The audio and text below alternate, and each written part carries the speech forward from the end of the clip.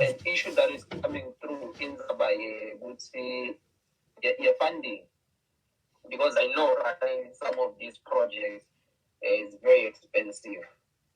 How do we ensure this see media with those that fund us do not run the narrative of the day? When the Jan logo goes was in the news, could see I heard like at some point they were saying China is funding you so that you can destabilize the country. How do we ensure that we remain objective and think it's possible for agendas or agendas?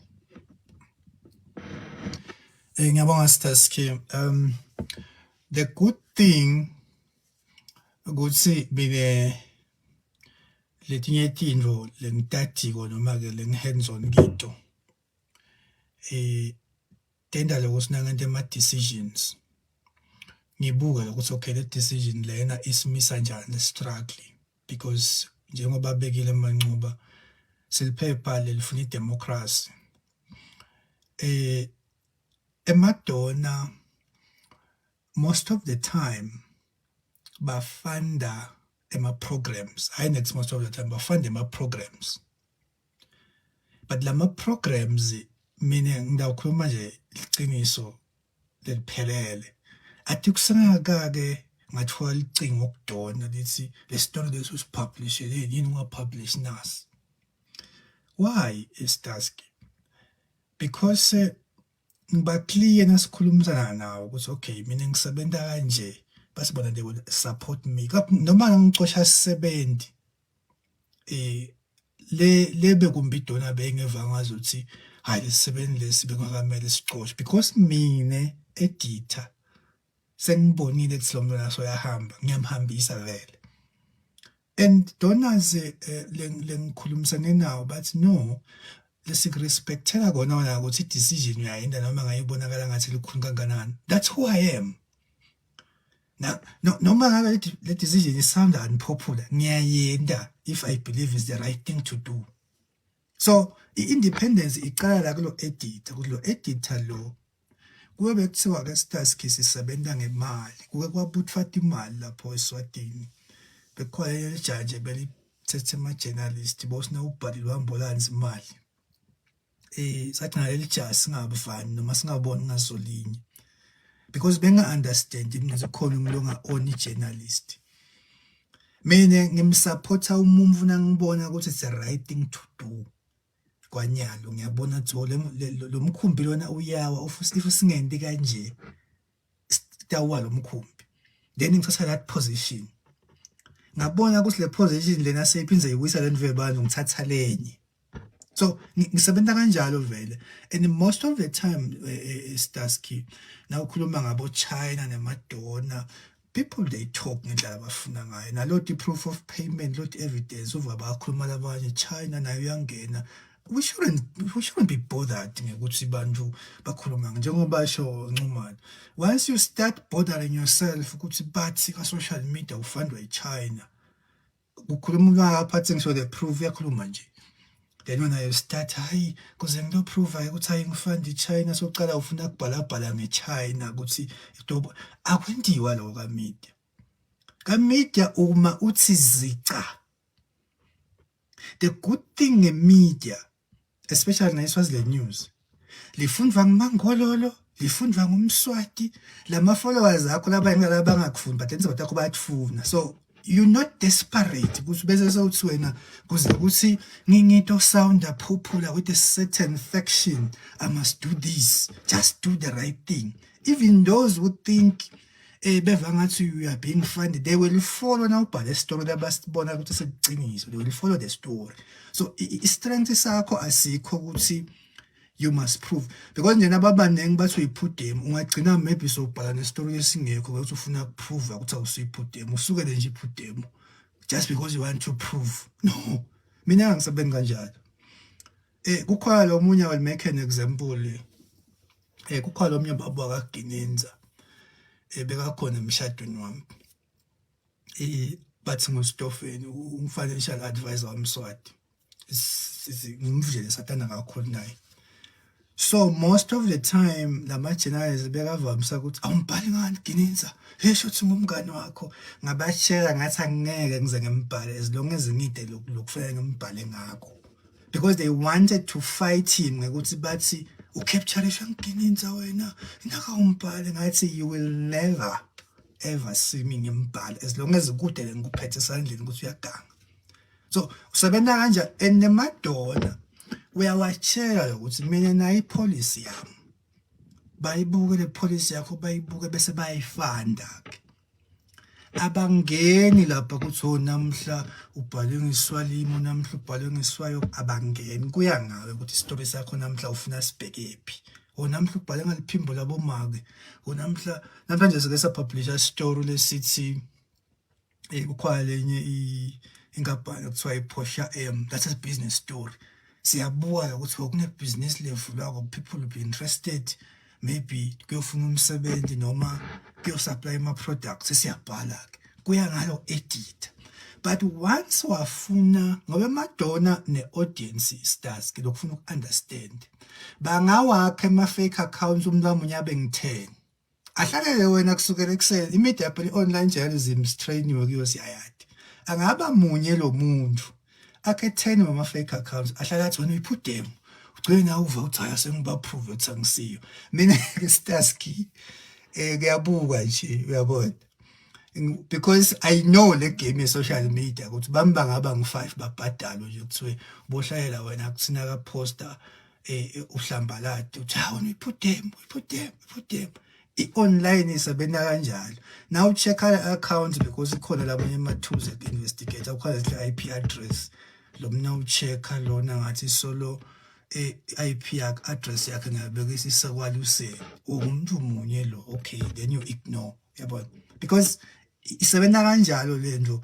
And sikhuluma nge-media capture la, angakudlala umuntu nge-social media Starsky na ungayadi, especially online media, akhe nje athathe incingo ibe yi-3 bese wakha Facebook, labo Facebook ahlathi uyiphudemu kubuye lo munye lo fake account wathi kanti solo ngumuntu munye, ugcina uthi wena abantu bathi kanti nguye nje uhlalela wena ufuna ukuchinja, ufuna ukucontrola.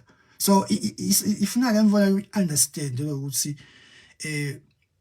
noma ke athi wena ufandwa yiChina, aphindze nalomnye kusasa wena ufandwa yiChina, phindze nalomnye kusasa wena ufandwa yiphudemu, ugcina uthi hayi man yini angazi labantu sebaningi labathi ngifandwa yiphudemu, asengibaprove sengisukele kumbe ephenweni nje sengimgijimisa. No, lana simasithi zica,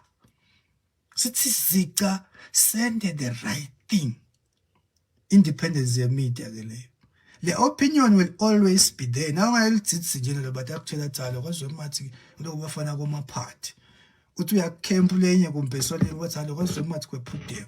Uthi uyakulenye camp bathi hayi manje kwaZweMart kukahle. So it's why public opinion sineke lapho na ungabuka nje namuhla ubuke i-following ye-Swaziland news iyaletul because nalaba ngakufunde i-follow the paper yenyuka khanze ukuthi in 10 minutes kungena abantu labang100 kwala kwawo kwenteka kanjalo ngathi ngayimonitor ngathi i-following akusinge ukuthi abantu bakuthanza. People, they follow the product, and once you start being desperate, you want to favor a certain faction just because you want the following. You know, see, 220,000. We are the only publication then the following, and we will maintain this because Starsky ubobuka emhlabeni bantu bangaki, and that's why we online media. You're writing for the world, not for Lavumisa Mancini and Banbani. So when you write, you don't write for a certain faction. You're writing for the international community. And once you start being desperate to please a certain faction, like I think so 2% of the world, the publication say landzela umuntu uthide ukuthi ngabe namhla yajabula yini ngibhale kanjena. Mina angisebenzi kanjalo, mina ngisebenza nje ukuthi iqiniso lithi lo followisha ukuthi awufollowisha iqiniso hayi ZweMart. whether uthanda ZweMart noma Mswati nje ngihle ngimuva kuma speech akhe kuthi ukukhuluma imvula ayifundzeka Swaziland News because uyayifollowisha lento, not because uthanda ZweMart ufuna kwathi esikwenteka neveni lakhe. That is a newspaper. We don't please people, we write for the sake of informing the public. But Mangololo, Podemo, Banbani, they read the paper. So, lala ke staski sengiphetha ku democracy kuba nana imve ukuthi kufana nebhola. Kufana nokuthi na ungaya kubalandeli be-Chiefs batakujathi ngibo halokwe Pirates kuyadlala. Kuyithi uyak-Pirates athi halokwe Chiefs nca. So ipolitiki kanjalo ke nje ama-political parties asebenza kanjalo. So you sure akufuneki nangalinye ilanga uvakale so ufuna ukuprova le-point hayi angifanda iChina buka sengibhale ngambasada noma ngabe kunganasidingo. That khanza uncagwa nglabantu la social media namhlanje bakubacks up uluze lokuba i-journalist kwakho because bakufollowisha bakukhanza uyi-journalist. So they must follow you the way you are, not the way they want you to be. Because banemicomvo lehlukene. Ngeke vele ubaplease bonke. Thank you. I can't remember. Yeah, sibonga Nkosi. Nguni. Wasehle noma wasegood? Hayi ngathi lo wasegood. Yeah, ngathi ngingabana ukukhulu ekhuluma la ceda bomlangeni ungazi usoshayelo.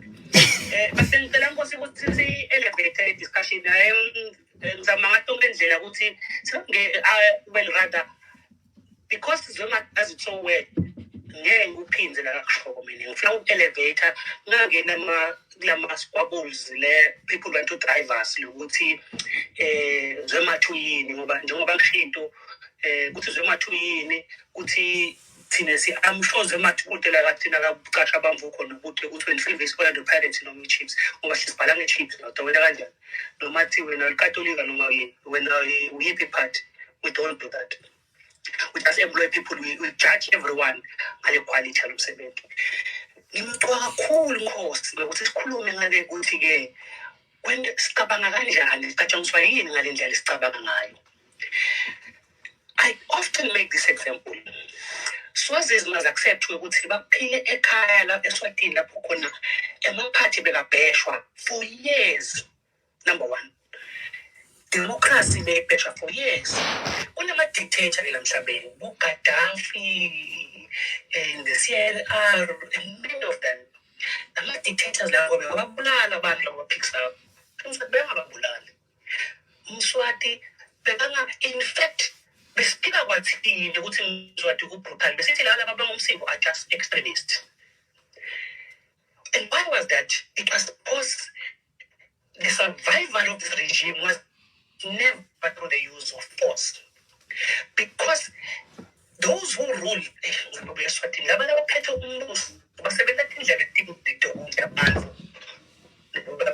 support is what is called the cohesive and non-cohesive instruments of the state. The cohesive instrument of the state ngilewende ukuthi bantu labangalandeli line la hulumende lokhona wangaso sikhathi siyawubafaka iswep lama institutions la kafaka iswep udinkantolo correctional services amaphoyisa masoja and the repressive laws. All those are cohesive arms of the state to ensure ukuthi bantu balandela lo mbuso lokhona. And law also can be democratic or non-democratic. In the case of Swaziland, the state uses the force of arms, repressive laws, the judiciary, the parliament laws, and all of that as a cohesive arm of the state. And then the state also uses a non-cohesive arm of the state. These are institutions like education, religion, culture, tradition. And that is where the regime has been the strongest language, because it was not killing us. If you look at people who were jailed for 2 days of a court, the state relied on our own support for repression. We supported King Mswati. We must be alive to that Mswati. We supported King Mswati. We abetted the state. We backed those who went for the state. And it was not because they liberated, it is because they did these things very well. In the last 35 years, we know. If you open radio, where is this place? Culture says if you open radio, even from the palace, everything, alternative. Not just student, but work was an intensely. But now we are putting for the next hour. All of us under that condition. We are reflective of that.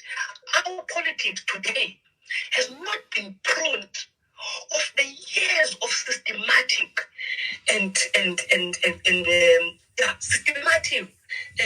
systematic indoctrination.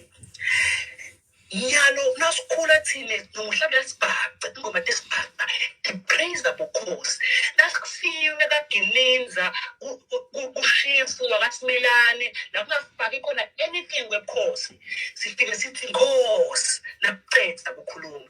It is not by mistake. It is the non-cohesive arm of the state shaping us, shaping how we interpret the world. All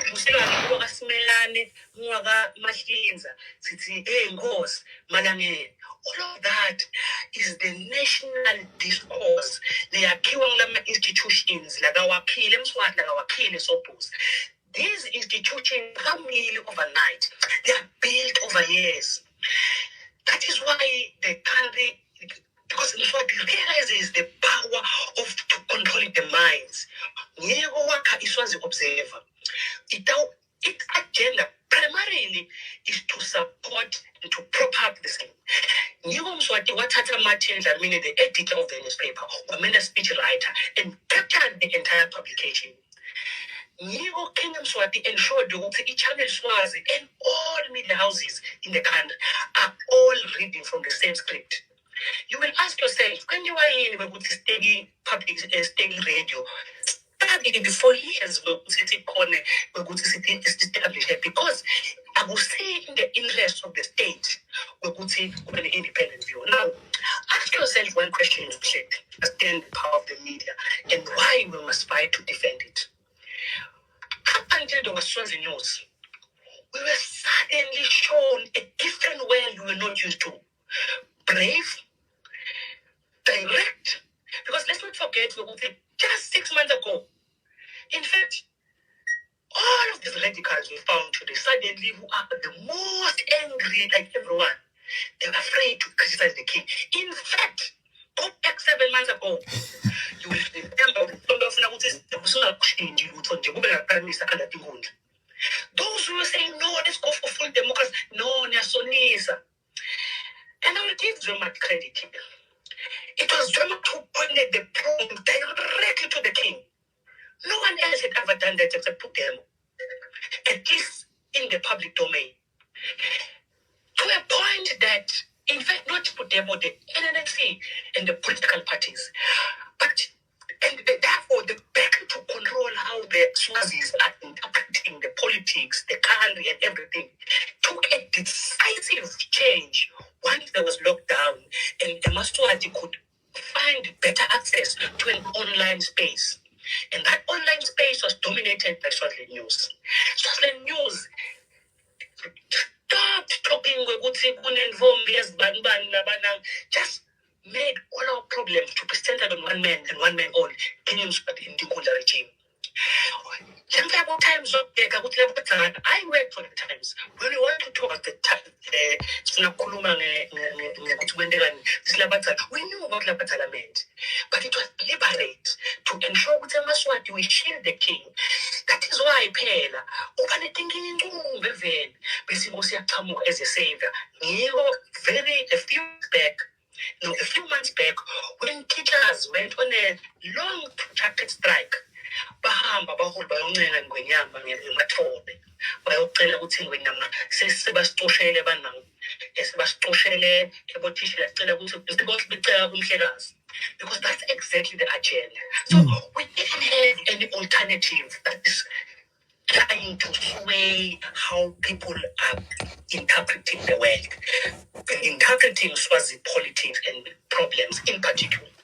And the emergence of online spaces, the emergence of social media, the bigger audience we were able to get with prices about data. It meant that Maswati were now slowly getting to see an alternative world. That you can criticize the king, he's not infallible. You can stand up and they tried this old method of overseas, but the online space, as it opened up, people were now very strong and very direct on Twitter, very strong and very direct on Facebook. It changed the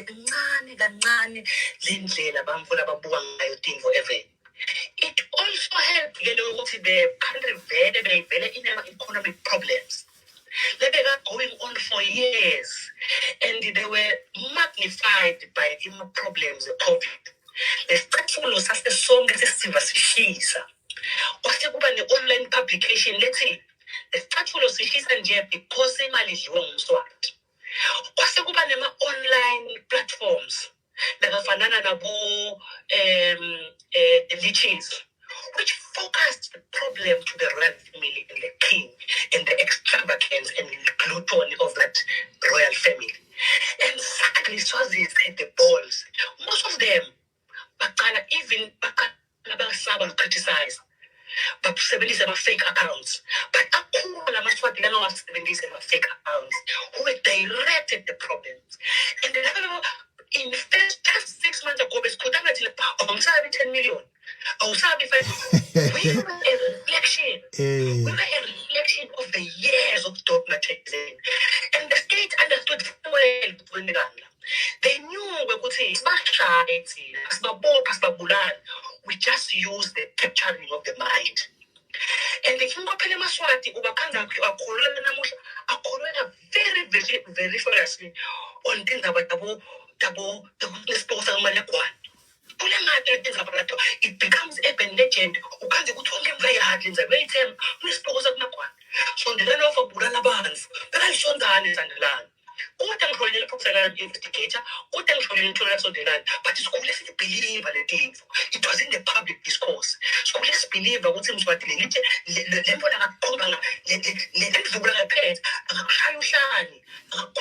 fact, it's in a policy kind of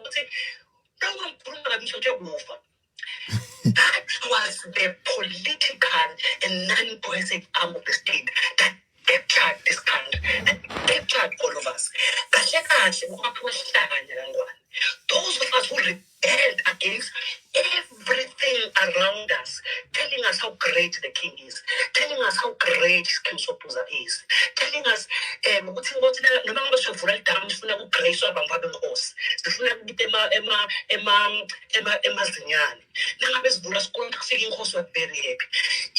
in the interest of ensuring that the public is well rooted in the way the state and the government of the day wants us to see. It therefore took time to unwind all of this thinking. Some of the impurities that now are still there, except with democracy, which we don't even have a picture of the Fulanjani, and say being betrayed. Therefore, the church played a very important role in propagating this royal supremacy. And the church, using the Zion, the Chirico, the Nazarene, and all of them, they ensured everyone who comes to the church, we pray for the king, we pray for the family, we pray for peace, because a change of government equated to violence. To the state, the church was playing an important role. It was not by mistake that things were put the church very close to him. That is why they will never miss Ulanza, Emazayoni, Emachiriko, now all the traditional churches for Friday. Ordinarily, the church and it should be very much against the lower targets. But it was in the interest of the non-cohesive amongst it to capture the mind, to capture the imagination, so that they don't need to harass us, they don't need to beat us, they don't need to kill us. They will do Nxumalo's role very seamless. They will sit there admiring it. I grew up in the Lutheran church. We were praying for the royal family. We were spending nights praying for peace. And the royal family interpreted peace to mean anything that has of course. The tradition also, it was you know, it's almost weird to this day, the circulating right in the middle of news.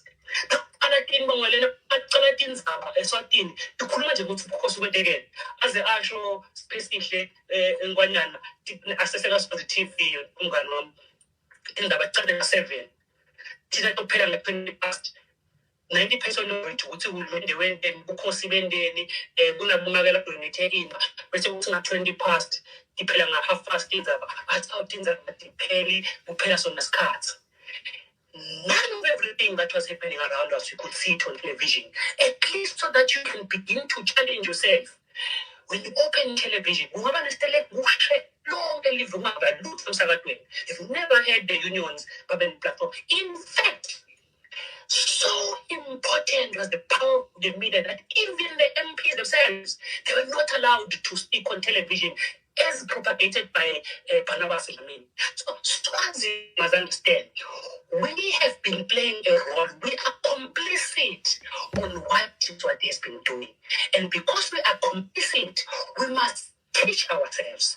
We must go out of our way to challenge everything we have known about ourselves, about our history, about our culture, about women, about gender minorities, about democracy. This is important because to undo the indoctrination does not take you sitting there and saying, it takes you going out to learn the history and the advent of new media platforms that are very diverse, media platforms that are pointing to a different problem, to a different solution. They are covering a different one. Now, if we, all of us, to be honest, had it not been a publication by ZweMart, I remember the story. He said the headline was, in the word it says, when it was coined in that headline. I can't remember what the story was about in the country where it place. It would not have happened had we had one set of media, because we were going to be told, we were going to be pampered by the media, a version that suits them. It is therefore in the interest of a democratic country, even in the future, to diversify the media, to ensure that various voices find a platform. Otherwise, you would, if I was I would make it a headline putting the courts find that the gender minorities do not have their own organization in the country's laws. And I will make it an issue. I want them to comment around that the whole week, because that's my agenda. Our agenda is not that's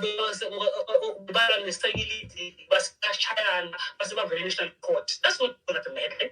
My headline is, how is it that we have a constitution that allows freedom of association, but some other groups cannot form an organization of their own? That will be my head, because I am trying to roll back the public narrative that have been created over the years.